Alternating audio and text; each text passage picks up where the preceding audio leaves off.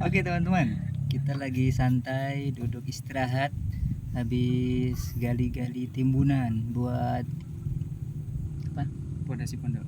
Buat pondasi bangunan pertama pondok ini. Alhamdulillah guys, ini hari kesekian kita kerja bakti berdua.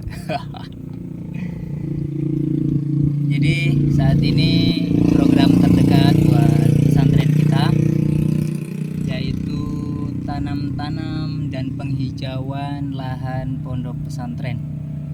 Karena yang namanya lembaga pendidikan yang baru merintis seperti ini, kita tidak bisa betul-betul merancang dari awal schedule sesuai dengan apa yang kita niatkan sejak awal ya. Karena kita bisa-bisa ternyata ada yang nawarin ini, akhirnya kita bikin program ini, ada yang nawarin itu, kita bikin program itu, begitu. Itulah yang namanya merintis. Sekarang kan sengnya belum dapat nih, ya kan? Ya nggak? Sengnya belum dapat.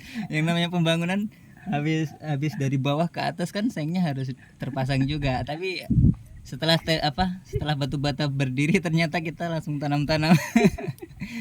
Jadi begitu ya, itu namanya merintis.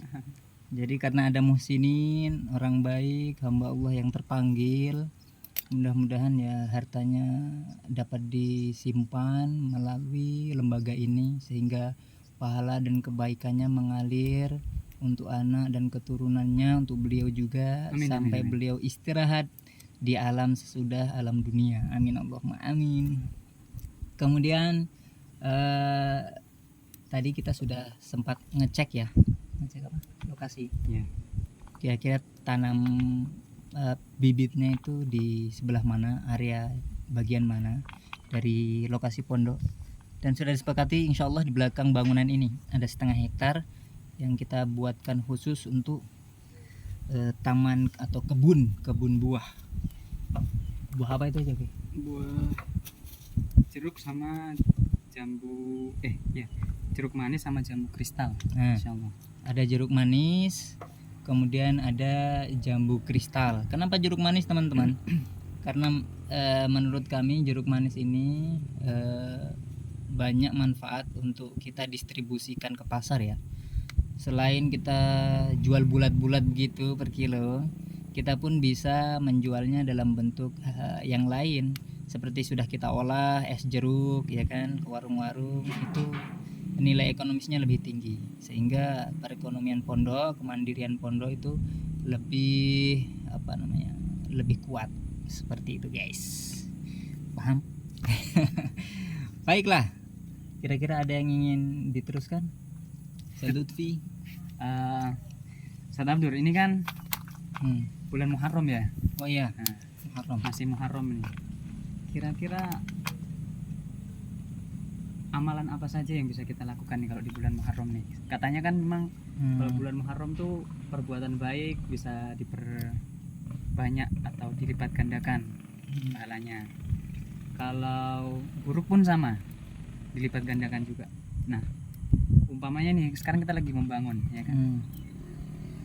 Apakah perbuatan baik itu termasuk seperti kita sodako ya kan, jariah? Apakah itu juga akan dilipat gandakan sama atau seperti apa? Ataukah hanya puasa? Kalau yang masyhur itu kan rata-rata kalau di ceramah-ceramah puasa ya. Puasa 3 hari Kamis, Jumat, Sabtu, itu jadi kayak ibadah selama 700 tahun ya kan. Nah, kalau melakukan ibadah amal soleh biasa seperti sodakoh, apalagi yang masyhur biasanya di bulan Muharram itu termasuk menyantuni anak yatim itu juga gimana menurut Ustadz Abdurrahman ini? Aduh guys, ini pertanyaan yang tidak biasa buat saya yang yang biasa kurang membahas hal-hal tersebut ya.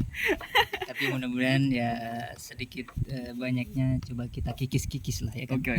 Gimana? Jadi Belajar. yang namanya ibadah itu kan kita tidak melihat bulan apa saja ya. Ya. Setiap waktu, setiap saat itu Allah selalu ingatkan kita untuk senantiasa dekat dengannya, ya kan? Ya. Melalui perbuatan seperti apapun, sebesar dan sekecil apapun, itu tidak ada perbedaan di mata Allah Subhanahu wa taala. Karena nilai besar kecilnya amalan di mata Allah itu bukan dari jumlahnya, teman-teman, tapi dari apanya? Apanya?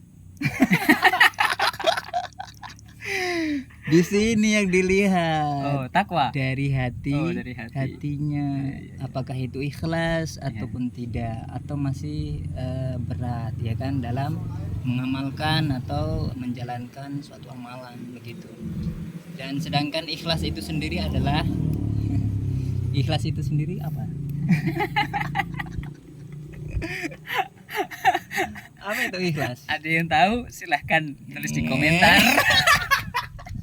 Aduh guys. Oke, coba ya kita kikis-kikis ulang lagi lah sebagai orang yang awam kayak kita ini, ya kan, kita cuma bisa kikis-kikis kan. Oh iya, al-ikhlas itu qul huwallahu ahad. Nah, itu ikhlas. Surat Al-Ikhlas itu kan nggak ada kalimat di dalamnya ikhlas ya. Iya, iya, iya. Maka yang namanya ikhlas itu nggak terlihat, teman-teman.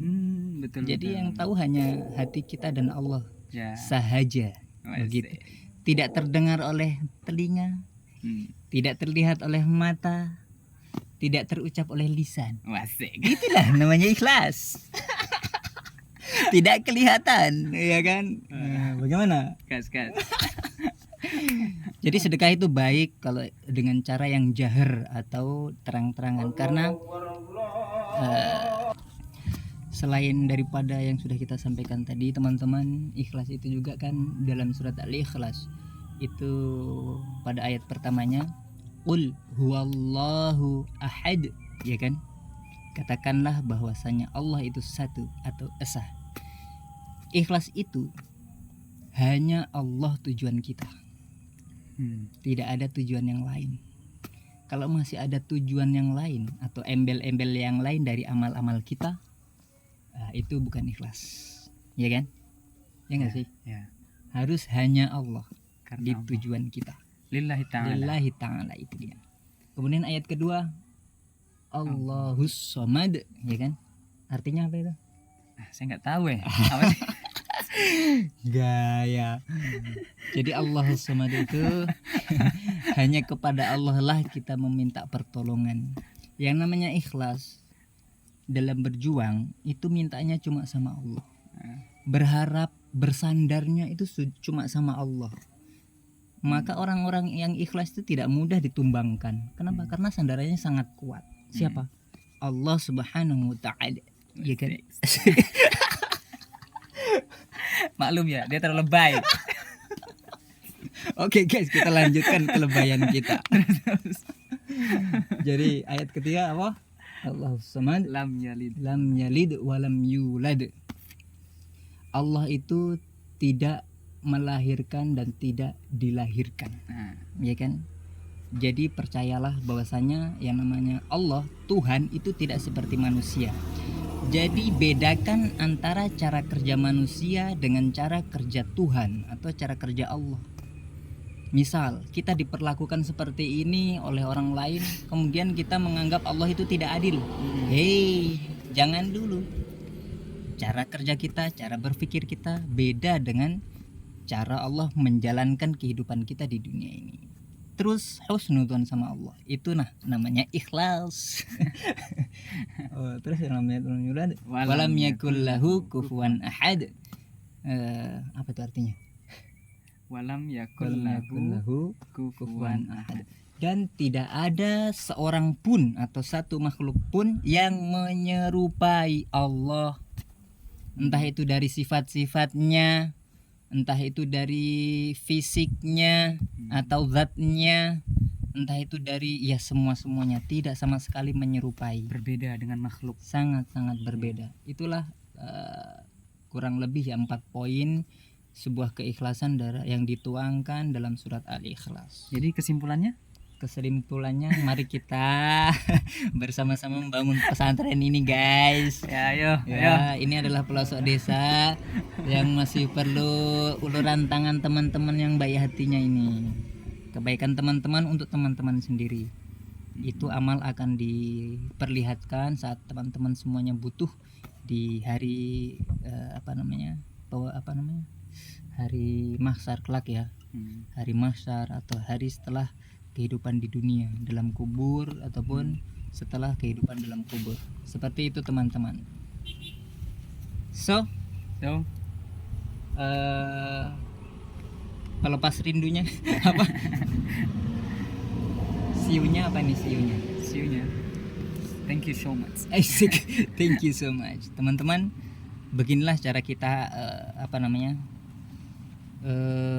memperlakukan kemajuan teknologi ya teman-teman. Jadi seorang podcaster ataupun seorang dai, seorang kontainer ya itu mesti akrab dengan sosial media karena banyak orang yang sudah memakainya, entah itu terlepas orangnya layak ataupun tidak layak menggunakan sosial media, karena sosial media ini layaknya senjata ya teman-teman. Jadi siapapun bisa menggunakannya meskipun belum layak untuk menggunakannya. Maka mari para pendakwah, para pengajak dalam hal-hal yang baik, yang peduli dengan pendidikan dan kemajuan umat, kita rapatkan barisan di konten-konten yang bermanfaat. Terima kasih. Salam. Assalamualaikum warahmatullahi wabarakatuh. Dah.